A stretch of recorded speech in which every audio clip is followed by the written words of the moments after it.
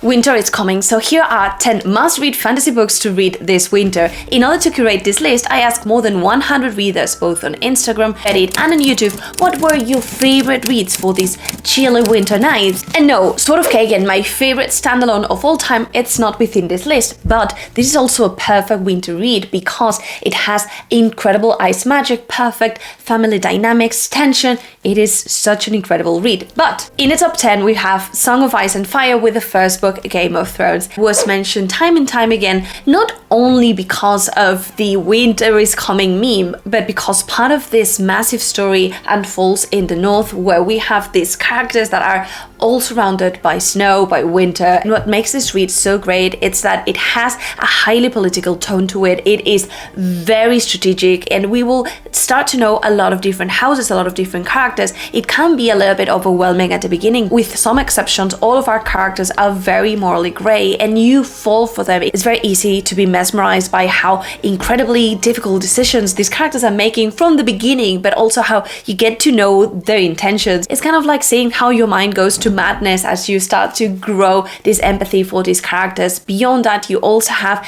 great action scenes. The story is written in a way that, in my opinion, it's masterful, because you will start reading and you will not really know what happens next, and you won't be able to avoid it, although the things that you will desire never happened. It's one of my favorite reads of all time as well. In the top 9, we have a story that I have not read myself, and that is The Goblin Emperor. It was described as being the perfect wintry read without that cold feeling. It's rather a cozy read, but it's highly political as well and very character driven. It leans more towards the slower side of the read, but also it has this cozy, this charming character, this very naive person, and the main story will follow this character that has just gotten a lot of responsibilities because he's suddenly the heir of the throne, and this character won't really know who is supporting them or not. It is not a book for everyone. It is quite polarizing, and either you really like it or really don't. So let me know down below in the comments if you've read it, how you feel about it, and if you recommend it to others. In the top 8, we have a standalone that I've read and love, and that is Nettle and Bone by T. Kingfisher. This is also a very autumny read, and it matches perfectly the vibes of being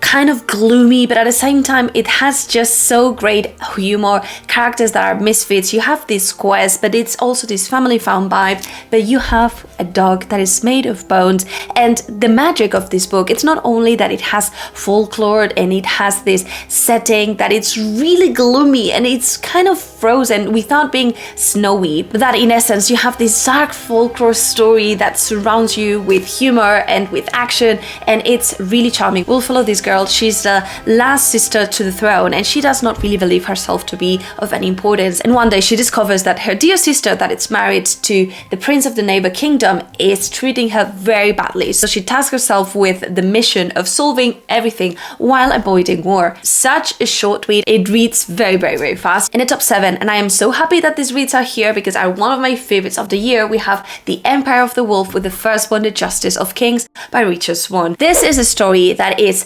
gloomy, that is strategic, that it's dark, and it has necromancy at its core and elden magic. It's fascinating, and it's slightly complex to understand because you need to follow. It's slow in its nature. You will need to give the book your time in order to grasp all of the elements. There's a danger that it's looming, and this book is told under the perspective of this girl that it's following this man, and he has this incredible magic. He acts as kind of like the police, the warden, the judge, everything, and he's able to command people to tell the truth, but he's also able to talk with the dead. So therefore this necromancer magic, and the danger is rising. It's a little bit of a thriller because you need to discover what happens.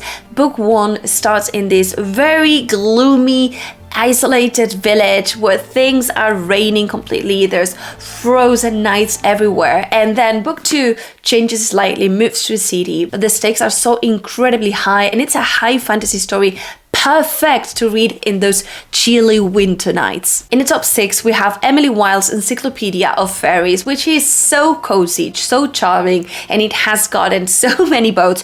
Everyone is really raving about it. It's not one of my favorites of all time, but I can really see why it is so popular for a lot of people, because not only it has fairies, but it also has this enemies to lovers trope with such a great slow burn, but at the same time, it is very, very kind of like a dark academia.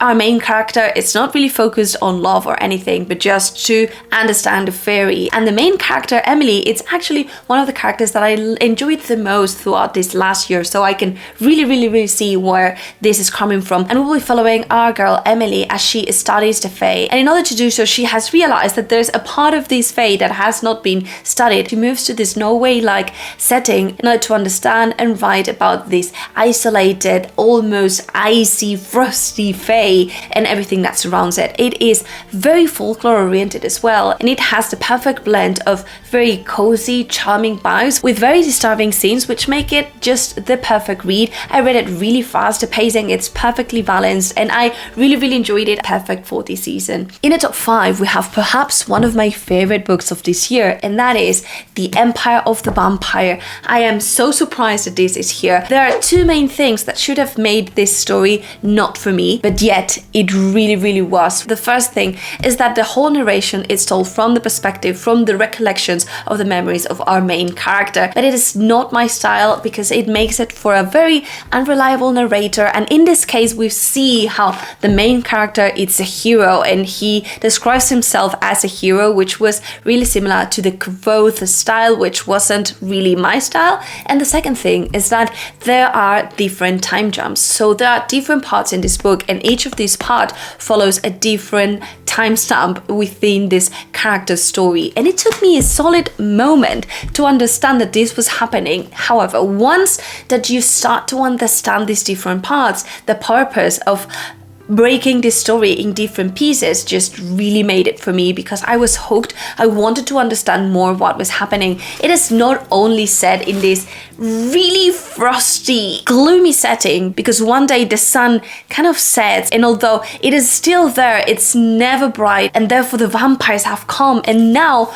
these vampires are reigning the land. They are creating havoc and chaos, and they are a bad thing. They're not Twilight vampires where, you know, they can be persuaded. No, vampires are bad news, and in this case we'll follow this character that is a vampire hunter. It has great action scenes, brilliant illustrations, and the whole story is just so addictive beginning to end. It is perfect. And if you're liking what you're seeing so far, well, you know what to do. In the top 4, a story that I have not reread since I was a teenager, but I really agree that it is wintry in that it should be here, and that is His Dark Materials by Philip Pullman. This is a story that I am convinced if I reread it now, I will extract more things, more of a subtle message to what I extracted when I read it for the first time. The setting, it's wintry. We will follow this girl Lyra as she travels to the frozen north where the polar bears live, and she will try to figure out what is happening because her best friend Roger has been kidnapped, and she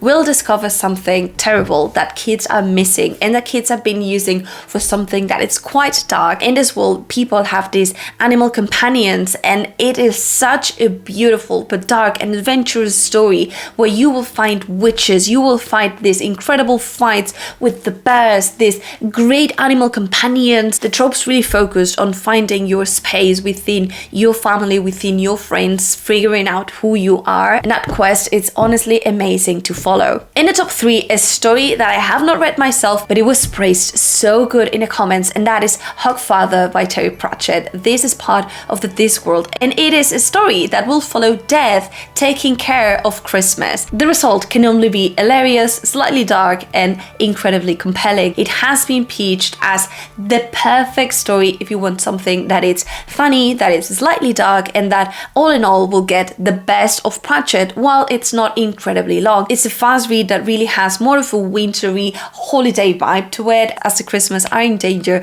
and I will 100% pick this one up because it sounds right down my alley. Now in the top 2, if you were missing it, the Winter Night trilogy by Catherine Arden, with the first one, The Bear and the Nightingale. I cannot believe I've only read the first one and I really loved it, but there's no better moment to pick this one up than winter. So I will continue with this series because I really believe this can become one of my favorite completed series of all time. This is a story where the vibes are really part of the story in itself. You have this wintry, foresty setting, and we will have at its essence a fight between the pale pagan religion and the Christian religion. And we'll follow this girl that is able to commute with the spirit of the forest. And one day she gets advised that something terrible is emerging in the forest, and something does, and the story unfolds from there. It is slightly dark but really empowering. The main character is a force to be reckoned, and although I was not really sure that this was going to be for me, I really was surprised about how beautiful the prose is, how seamless the story was unfolded, how every chapter leave me wanted to read more and to understand more, and I really recommend. And now in the top 1, The Winter Queen, we have Naomi Novik with Spinning Silver. This book was mentioned so many times, and I agree that there's no book mentioned throughout this list that conveys the frozen winter feeling as good as this one does. It's a standalone, which to me it's always points, and it follows different perspectives in this Russian-inspired folklore story. At its core, one of this point of view, it's a Rumpelstiltskin retelling, but it's beautiful. There are no names at the beginning of the chapter, and we will follow different perspectives. However, the characters are so well portrayed that you won't need that. Just with 2 lines, you will understand which character you're following and the part of the story in which you are. And to me, one of these perspectives, the one that a girl can turn everything into gold, will find herself in a dangerous deal with the Winter King, was my favorite. Let me know down below in the comments if you liked that as well. And also, what is your favorite read that you would like to recommend to others for this winter? Thank you so much to my patrons who joined the Ingwardian Society. We have a monthly book club and weekly reading challenges, so join us if you want to help the book spirits to remain alive by reading. Here's more information about that.